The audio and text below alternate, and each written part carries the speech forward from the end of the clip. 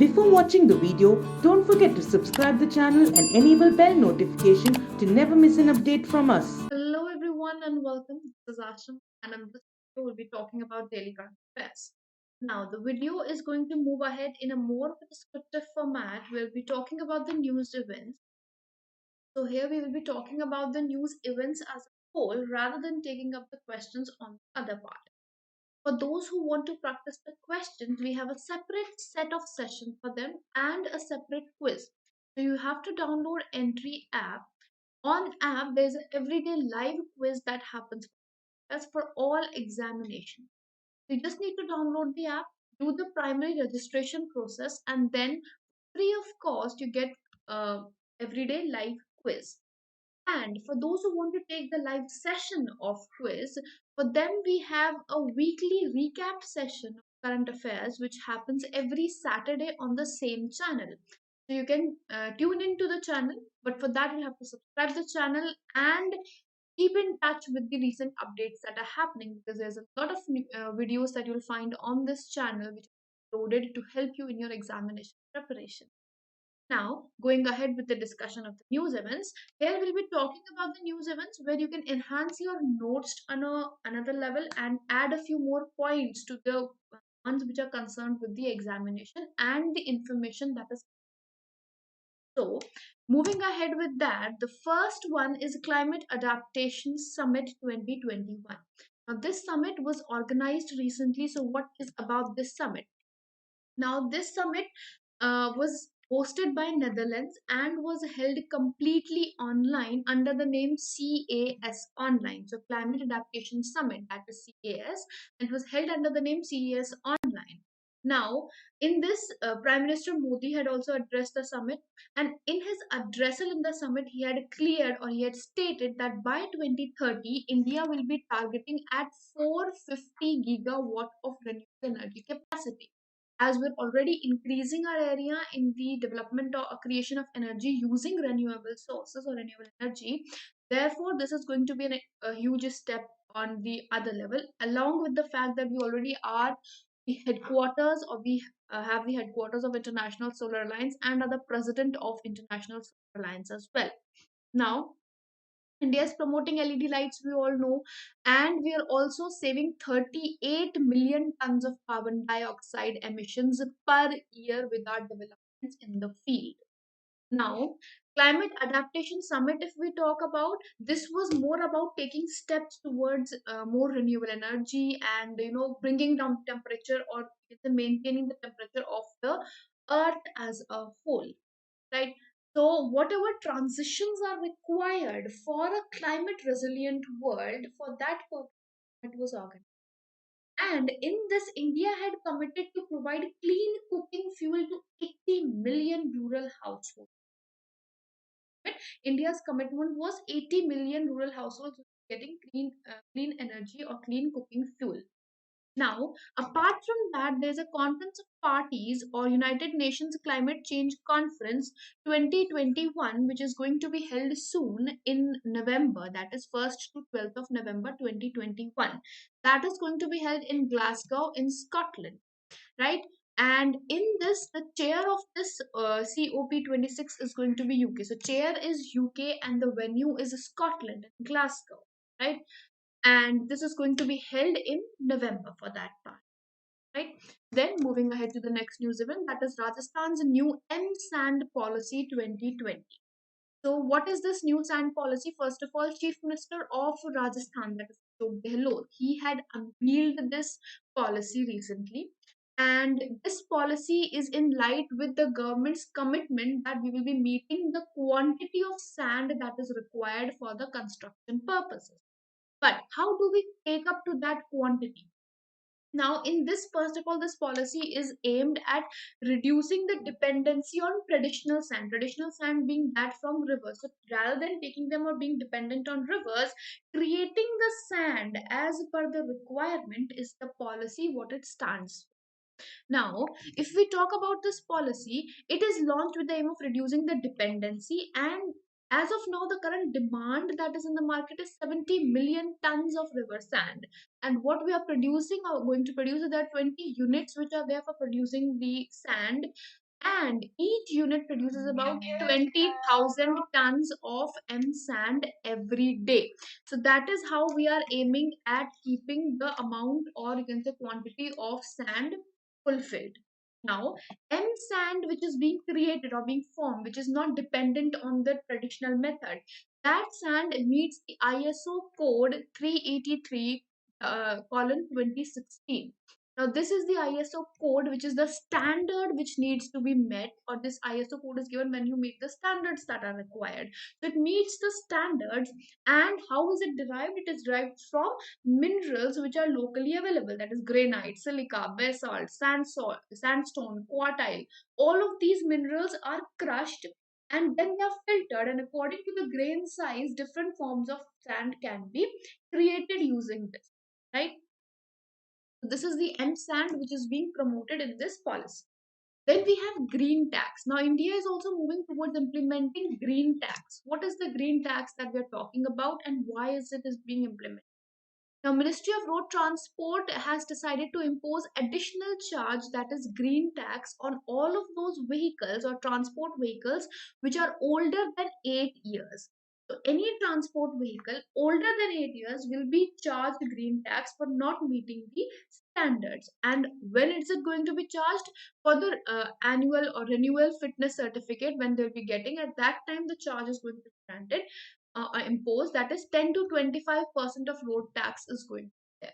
Now, what is green tax? First of all, green tax is that tax which is imposed with the purpose that the polluter should pay for creating pollution, right? So when you're creating pollution, you have to pay for creating that. That is what green tax is, right? And that is how we can reduce pollution level as per what the studies say or what the implementations show. Now, in this, will the rate be same for all? No. If it is a public transport vehicle, they will have to pay a comparatively lesser amount of green tax. And if it is a vehicle used in farm, like a tractor or a harvester, for them this tax is not there. But for private vehicles, we can say that any private vehicle older than 8 years, that is going to be imposed with 10 to 25% of road tax under the tag of green tax, or you can say pollution tag or environment tax, as we can say other names, right? Right. Then, completing to that, we have Padma Awards 2021, which were recently awarded. So, who awarded them and how many were they given? So, 119 people from various backgrounds were awarded Padma Award, and who had conferred these awards. So, this award was conferred on the Republic Day of India by the President of India. So under Padma Awards, we have three categories. The highest, you can say the highest award of India, highest civilian award of India is Bharat Ratna. After that, we have Padma Awards. In Padma Awards, the highest is Padma Vibhushan, which is the second highest in India. Padma Bhushan, which is the third highest, and Padma Shri, which is the fourth highest. So 7 Padma Vibhushan awards were given, 10 Padma Bhushan awards were given, and 102 Padma Shri awards were given. And these are the three Padma awards that are given to people on Republic Day for their, excess, or you can say very beautiful contributions towards the country, right? So, if we talk about the awards as a whole, there were about 29 women awardees also in this. Out of these 119, there were 29 were women awardees, and Shri Ram Vilas Paswan, he was conferred the award in Public Affairs Bihar category, and this was a posthumous award that was given. There were certain NRIs also, PIO, or person of Indian origin, also who were given. OCI, Overseas Citizen of India, were also included in this. And there was one transgender awardee as well. If we talk about these awards, first of all, the highest Padma Vibhushan, Padma Award is Padma Vibhushan, which is the second highest award of Republic of India and the highest in Padma Award. Right. So in 2021, who was given? Shri Shinzo Abe was given in Public Affairs. He is Prime Minister of Japan, ex-Prime Minister. Then S.P. Balasubramanian, he was given posthumously in the category of art. Then Sudarshan Sahu in category of art, he is of Odisha. Belle Monappa Hegde of medicine, in the category of medicine, and he is of Karnataka. B.B. Lal, in archaeology, he is of Delhi. Narendra Singh Kapani, posthumously in the field of science and engineering in United States of America, and Maulana Wahiduddin Khan in the category of others, basically spiritualism, and he was given for, uh, he is in Delhi and he was given for spiritualism. Names are important as to which category they have been given, that is equally important. Then Padma Bhushan is the third highest civilian, Padma Shri is the fourth highest civilian award. And when were these awards instituted? That is also important. So 2nd of January, 2nd Jan 1954 was the time when these awards were instituted. All three of them were instituted subsequent, right? All right. Then going ahead with Amphex 21, it is a tri-service amphibious exercise which is held in Andaman and Nicobar group of islands, and it was held from 21st to 25th January 2021. So venue, if we talk about, is Andaman and Nicobar Islands, and where is it held? That is held in uh, Andaman Nicobar. When was it held? 21st to 25th of January. Now, what is the purpose or the aim of this exercise is to validate India's capabilities of protecting its island territories as a whole. So, in this, we can say there were various participants, and it was a joint services command of India that were participating in this. So, Indian Army was there, Navy was there, Air Force was there, Coast Guard was also there. These all were participating in this exercise, and that was in the Kavach exercise, which was a part of Ampex 21 exercise, right? Right. All right. In this, we had naval. All right. So Kavach exercise was also a part of Ampex. Moving ahead to a few one-liners, DRDO, Defense Research and Development Organization, recently test fired Akash NG or new generation missiles off the Odisha coast recently. Then Zoological Survey of India recently published Birds of Sundarban Biosphere Reserve. So here it is important that who had published this report. That is Zoological Survey of India had published, and what was in the report is 428 species of birds are there which live in Sundarbans region, right? And here you should know now about Sundarbans also. So in the Indian part of Sundarbans, the delta is from Ganges, Brahmaputra and Meghna, and it all flows in Bay of Bengal, and that's where the delta is formed. Here there are open mangroves also, closed mangroves also, right? Both types of mangroves are there. And Sundarbans is an endangered category under IUCN listing. So as per the recent update, that is of 2020, Indian Sundarbans are endangered as of now, right? So this category on which it is endangered is equally important for us.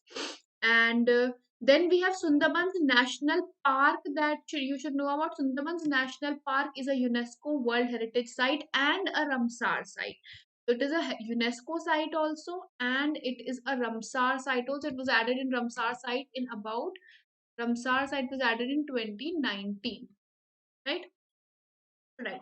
Then Election Commission of India has launched electronic electoral photo identity card program on National Voters Day. So National Voters Day is on 25th of January, and on that day, Election Commission of India decided to launch the electronic electoral photo identity card. That is no need of physical ID card now. So electronic version is going to be given in portable document format or PDF format, which will be non-editable, right? And there's going to be QR code also, which will have every detail of the voter as well, right? Now there are going to be two phases of this rollout of this card that is going to happen.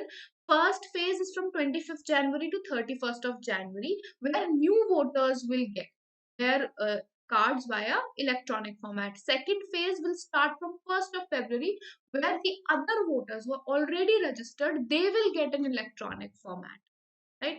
And as we all know, recently elections are coming up. So ahead of the elections in the polls, that is in Kerala, Puducherry, Assam, Tamil Nadu and West Bengal, these are the card has been launched keeping in mind that these elections would take place with the electronic photo identity card into the version. Now with this, I'll be taking your leave, and I hope this session has been helpful to all of you. Next video with more news events. Until then, goodbye. Take care, subscribe to the channel, hit the like button, and do share the video for all those you believe will benefit from this video. Thank you so much and have a wonderful